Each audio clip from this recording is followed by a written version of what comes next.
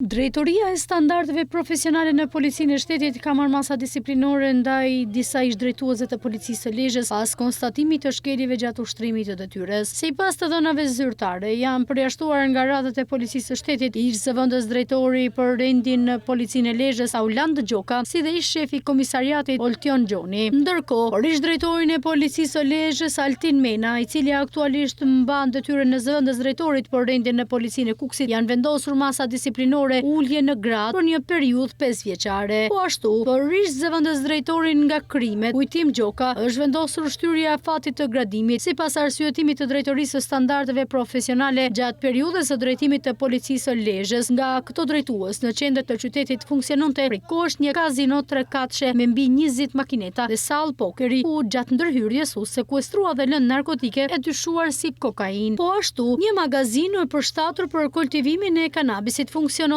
që prej muajit gusht të vitit që lan pas në rrugën nacionale Lezhë Milot, ku gjatë operacionit u sekuestruan mbi 1000 bim kanabis. Burime nga Drejtoria e Standardeve bëjnë me dije se pritet që edhe Agjencia e Mbikëqyrjes Policore të nisë hetimin ndaj ish-drejtuesve të Policisë së Lezhës. Zbulimi dhe goditja e grupit që kultivonte kanabis në magazin u realizua vetëm pak ditë pas marrjes së detyrës si drejtori i Policisë së Lezhës nga Islor Islami, ndërsa më herët ishte zbuluar edhe kazinoja që operonte në qendër të qytetit.